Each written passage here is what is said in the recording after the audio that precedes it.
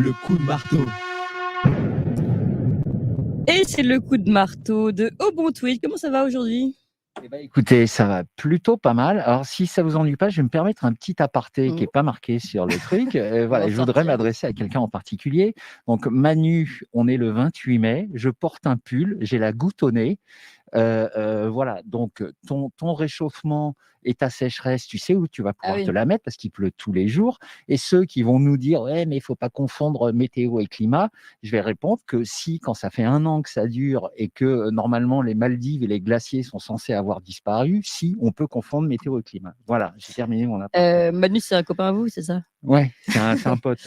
Alors, en ce 28 mai, quel sera le thème de votre chronique? Eh bien, figurez-vous que cette semaine, je vais être beaucoup plus sérieux. Tiens donc, qu'est-ce qui vous arrive? Un petit passage à vide? Non, pas du tout, mais par moments, c'est bien de faire des petites mises au point. Vous avez éveillé ma curiosité alors. Qu'est-ce que c'est cette nouvelle? Alors, écoutez, je vais vous parler du complotisme et je vais même en faire une petite autocritique. Ouh là Rien de grave, là, mais vous allez vous faire plein d'ennemis.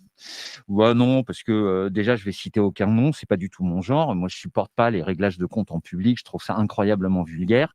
Les réglages de compte, ça se fait toujours entre quatre yeux. Non, non, là, je vais parler de généralité, essayer de donner ma vision, d'autant plus que, comme vous le savez, je suis quand même ceinture noire de complotisme. Bon alors, on vous écoute. Alors, déjà, j'aimerais parler du complotisme et voir ce que ça recouvre tout simplement. Alors donc déjà, le mot complotisme a été inventé dans les années 60 pour désigner tous ceux qui remettaient en question la version officielle de l'assassinat de Kennedy. Donc là-bas, on appelle ça des conspiracy theorists, donc des théoriciens du complot.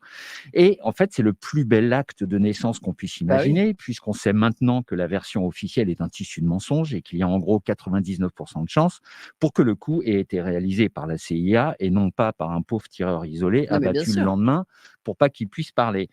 Donc, quand on y réfléchit, c'était déjà plus des ficelles, même déjà à l'époque, mais des haubans de ponts suspendus. Bref, du coup, les premiers complotistes de l'histoire ont eu raison 60 ans avant tout le monde. Et du coup, je suis extrêmement fier d'appartenir à cette race qu'on pourra qualifier de visionnaire. Tenez, prenez ça dans la gueule, les fact-checkers. Oh mon Dieu, si vous saviez à quel point je vous hais. Bon, allez, calmez-vous et donnez-nous la suite plutôt. La suite, vous la connaissez, Clémence. Comme nous sommes à une époque où on simplifie et on binarise absolument tout, pour empêcher les gens de réfléchir, aujourd'hui, un complotiste, c'est devenu tout simplement quelqu'un qui remet en question n'importe quel discours officiel. Donc, le nuage de Tchernobyl qui s'arrête aux frontières, les avions qui reniflent pour trouver du pétrole, la couche d'ozone qui se détruit à la vitesse d'un cheval au galop et qui se reconstitue jamais, le fluor qui est bon pour les enfants et la cigarette bonne pour les femmes enceintes. Vous voulez dire que les complotistes ont systématiquement raison? Non, non, j'ai pas dit ça. Non. Déjà parce que le complotisme est protéiforme, donc il recouvre plein de sujets. Moi, vous me connaissez, j'ai une tendance naturelle à adhérer à toutes les thèses complotistes. Mais bon, pour l'instant, la Terre plate, je vous avoue que je suis pas encore convaincu par tous les arguments qu'on m'a donnés. Mais vous avez envie, vous vous donnez du mal. J'ai super envie, mais pour l'instant, ça bloque un peu. Non, ce que je veux dire, c'est qu'il suffit de rien, juste un discours vaguement critique de ce que BFM raconte, et voilà, on est complotiste. À ce point-là. Bah oui, vous le voyez bien. Par exemple, tiens, à Paris, ça fait 1 an qu'on se gèle les couilles et qu'il pleut en permanence. Donc, naturellement, il y en a certains qui commencent à se demander, t'es vraiment certain que la Terre se réchauffe? Donc, complotiste. J'ai même une copine quand même qui est une grande adepte de BFM et qui, à sa 2e dose de vaccin, a fait une grosse hémorragie. Elle a failli y rester. Donc, elle a gentiment expliqué que leur 3e dose, ils pouvaient se la foutre au cul. Et hop, elle est devenue complotiste anti-vax. Et vous, Clémence, vous qui m'invitez, qui invitez des gens et qu'on verra plus jamais sur les chaînes mainstream, vous êtes une des princesses du complotisme. Oui, oui, je sais, mais nous, on sait qu'on est juste curieux, donc ce n'est pas vraiment grave. Ouais, le problème, c'est que la plupart des gens normaux, vous savez, ceux que j'appelle les normies, ils nous voient soit comme des tarés un peu illuminés, soit comme des escrocs qui profitent de leur notoriété pour soutirer du fric à leurs followers ou pour baiser des gonzesses comme des gourous de secte. Voilà, alors moi, j'ai jamais demandé un centime à personne et franchement, j'avais beaucoup plus de succès quand je faisais de la guitare ou du piano à des soirées que depuis que j'essaie d'expliquer dans des dîners qu'il est absolument impossible qu'un mec qui n'arrive pas à finir une phrase ait pu battre le record de voix à une élection américaine sans faire campagne. D'ailleurs, on m'y invite plus dans ces dîners parce qu'à chaque fois, je plombe l'ambiance. Donc, j'ai perdu plein de potes et même des membres de ma famille juste parce que j'aime bien réfléchir. C'est quand même dingue, non? Ouais, oui, c'est fou quand même. Mais donc, petit à petit, on trouve plein de nouvelles définitions du complotisme. Par exemple, et ça c'est très vrai dans mon cas, un complotiste, c'est quelqu'un qui préfère tout simplement sa liberté à sa sécurité. voilà, toutes les lois à la con qu'on est en train de nous pondre pour nous enlever petit à petit toutes nos libertés, c'est toujours pour soi-disant assurer notre sécurité. Mmh. Ce qui est archi faux d'ailleurs, on peut le voir tous les jours. Ou bien un complotiste, c'est quelqu'un qui cherche la vérité comme plutôt que le conformisme. Et c'est d'ailleurs très ingrat comme situation. Vous savez, à l'école, il y a toujours ce premier élève qui raconte aux autres que le Père Noël n'existe pas. Et tous les autres se foutent évidemment de sa gueule. Mais quand tout le monde a compris que le Père Noël n'existe pas, tout le monde a oublié qui a été le premier à le dire. Et pour nous, c'est pareil. On nous fait passer pour des cons en permanence. Et quand il s'avère qu'on a raison, les normies ont oublié qu'on était les premiers à le dire. Mais attendez, pour le Père Noël, c'était vous dans votre cas? Non, même pas. Moi, j'ai été super normie avant. Voilà, c'est d'ailleurs pour ça que je comprends très bien leur manière de penser. Et je sais qu'à un moment, ceux qui basculeront auront juste un déclic. C'est comme ça que ça s'est passé pour vous? Ouais, un truc qui leur fera comprendre. Voilà, moi, un soir, j'étais devant ma télé. C'était à l'époque où j'en avais une encore. Et je regardais Ardisson. Et à un moment, je vois un mec que je connaissais pas, qui s'appelait Thierry Messant, et qui vient expliquer que le 11 septembre est une grosse arnaque. Bah voilà, Thierry Messant, c'est un peu mon parrain dans le complotisme. Et la suite, vous la connaissez. Mais alors justement, quand on est un grand complotiste, quelle est la vision qu'on porte, sur le monde? Vous avez vu Matrix, j'imagine, ma chère Ah oui, Clémence? bien sûr. Voilà, vous voyez cette scène dans laquelle Neo ne voit plus ses adversaires comme des êtres humains, mais comme des lignes de code. Oui, je vois très bien. Voilà, et ben moi, c'est exactement ça. Moi, je vois plus les hommes politiques et les médias mainstream comme des humains, mais comme des affreux petits clowns qui sont en plus des sales connards et des menteurs. Et je ne crois plus un seul mot de ce qu'ils viennent me raconter. Et vous croyez vraiment que nous, on est irréconciliables, avec ces normies? Je sais pas trop. Je crois vraiment que tous les jours, il y a des gens qui se réveillent, qui ont ce fameux déclic, mais avec les autres, j'ai l'impression que le fossé se creuse chaque jour un peu plus. Comment vous l'expliquez? Il y a ceux qui écoutent BFM avec Bruno Le Maire qui vient leur expliquer à quel point ils ont tout fait pour protéger les Français dans un contexte difficile avec un méchant dictateur qui veut envahir le monde et blablabla, pipeau, bimbo, vas-y que je t'embrouille. Et puis, il y a les gens comme vous qui recevez des femmes et des hommes géniaux, brillants, cultivés, qui viennent expliquer pourquoi et comment on se fait enfler sur tous les sujets. Et donc, un complotiste est avide de ça et un normie en a peur et n'a pas envie d'entendre tout ça. Et donc, il y a une différence de niveau de connaissance qui rend toute discussion absolument impossible. Oui, vu comme ça, en effet, ça laisse peu d'espoir d'unité.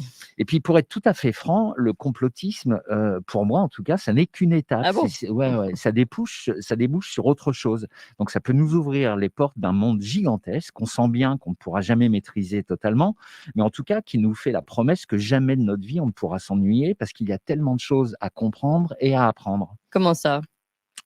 Je vais vous raconter une anecdote. Ah, Un jour, j'étais en train de bosser et je vous jure, c'est vrai, hein, et j'ai eu un flash et je vois mon fils se coincer les doigts dans une porte. mmh, Bon, voilà. 10 minutes après, mon téléphone sonne et c'était le directeur de l'école de mon fils et qui m'appelle pour me dire qu'il vient de se coincer les doigts dans une porte. Ce qui incroyable. veut dire que ça s'est produit exactement au même moment où je l'ai vu. Mmh. Donc à partir de là, il va y avoir 3 catégories de personnes. Ceux qui vont dire: «C'est du pipeau, il a inventé ça pour sa chronique». Eux, je les emmerde. Ah oui. Il y a ceux qui vont dire: «C'est une coïncidence, ça peut arriver». Eux, je les plains. Et puis il y a ceux qui vont se dire: «Tiens, ça c'est une synchronicité» et c'est à eux que je m'adresse. Donc si on commence à s'intéresser à ça et qu'on commence à faire attention à ce type de manifestation, on s'aperçoit qu'elles se multiplient et que la vie met sur votre chemin des personnes ou des situations qui vous ouvrent les portes d'un monde que vous ne connaissiez pas et qui est 1000 fois plus passionnant que n'importe quelle série à la con que vous regarderez sur Netflix. Et d'ailleurs, ces personnes remplacent très avantageusement toutes celles qui vous ont tourné le dos parce qu'elles vous trouvent trop complotistes, trop fachos, trop anti-science, pro-Poutine, etc., etc. Et petit à petit, il y a beaucoup de choses qui commencent à prendre du sens.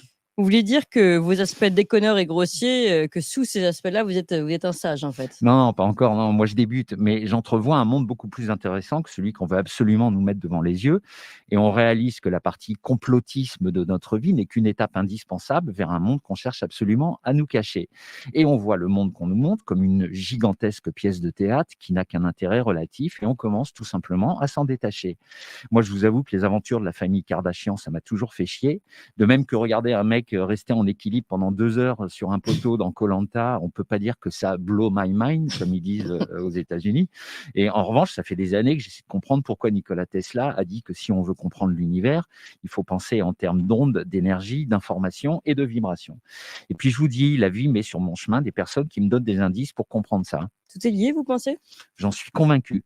Et je vous dis, moi, je rencontre des gens qui me parlent du sens caché des textes sacrés ou de la vie en parfaite harmonie avec la nature et les animaux des peuples qu'on appelle primitifs. Et là, on commence à ressentir l'idée, sans arriver à la comprendre totalement, d'un tout en harmonie parfaite que les enculés qui nous gouvernent essayent d'ailleurs par tous les moyens de détruire, en nous donnant de la merde à bouffer, en nous bombardant d'ondes, en nous gavant de produits Eh oui. chimiques censés nous soigner, en détruisant tout ce qui est bon pour nous, les plantes, les animaux, les abeilles, etc. C'est ça aussi le complotisme, c'est comprendre que tout ce qu'on nous fait vivre, tout ce qu'on nous raconte a pour but de nous empêcher de nous connecter à autre chose de beaucoup plus beau et serein que le spectacle affligeant d'une civilisation en Mais décomposition. alors pourquoi vous voulez faire une autocritique du complotisme? Ben, parce que je trouve qu'en ce moment, on est un peu en train de s'éparpiller en oubliant l'essentiel. Et ce faisant, certains d'entre nous tombent dans les travers de ce qu'ils dénoncent. Comment ça? Bah, comme je vous le disais, le complotisme, c'est un passage nécessaire pour tenter de s'élever vers autre chose et c'est pas une fin en soi. Et il y a plein de pièges qui nous sont tendus et qu'il faut éviter. L'orgueil, par exemple. Moi, j'en vois plein qui deviennent Oui. obnubilés pardon, par leur notoriété, leur audience et qui ne pensent qu'à booster les algorithmes et qui commencent à se rapprocher dangereusement du culte de la personnalité. Et même moi, qui pour l'instant suis à l'abri de tout ça, vu qu'avec mon masque ridicule, mes lunettes et mon bonnet, je fais Mais tout. non, il est pas Si, ridicule. si, si, si. Je fais tout pour qu'on me reconnaisse pas et ça m'arrive parfois de me demander pourquoi tel ou tel tweet n'a pas eu beaucoup de likes ou pourquoi telle chronique a fait moins de vues que celle d'avant, etc., etc. Mmh. Et ça, c'est un piège. Ou bien ceux qui s'estiment être les seuls dépositaires de la vérité et qui ont tendance à mépriser les autres ou pire de les traiter d'opposition contrôlée. Oui. Ou encore ceux qui ne comprennent pas qu'à force de se diviser, on perd en force. Je vise personne, mais regardez, aux européennes, il y a plein de listes qui sont pour le Frexit. Si on les rassemblait toutes, ça aurait un certain poids, parce que je suis convaincu que si on leur explique bien, les Français sont majoritairement pour récupérer leur souveraineté. Bon, et ben, je ne sais même pas s'il y aura un seul élu pro-Frexit. Ouais, c'est dommage. Mais alors qu'est-ce que vous voulez dire à ces personnes? Alors, je pense déjà qu'il faut se concentrer sur l'essentiel. C'est tous les complotistes savent que le 11 septembre est un mensonge, que le Covid est une opération psychologique, que le vaccin c'est de la merde et que l'Ukraine c'est une manipulation de l'OTAN. En tout cas, ce sont les portes d'entrée les plus évidentes dans ce monde-là. Alors, concentrons-nous là-dessus pour éveiller le maximum de personnes et quand ces idées seront majoritaires, on a toujours le temps de se tirer dans les pattes pour des points de détail. Vous pensez vraiment? Bah, moi, j'en suis convaincu, il faut vraiment réagir en cercle concentrique. Il n'y a que comme ça qu'on pourra briser le mur de mensonges médiatiques, d'autant plus qu'une fois que les gens auront compris que nos dirigeants mentent en permanence, ils feront eux-mêmes le travail sur les autres sujets. Et puis, quand nous serons majoritaires, on pourra commencer à se battre pour savoir qui sera le chef. Voilà. En attendant, balançons nos messages sans espérer en tirer une quelconque gloire personnelle, à part la joie d'avoir converti une personne de plus. Voilà, j'ai fini. Merci beaucoup. Au revoir Clémence.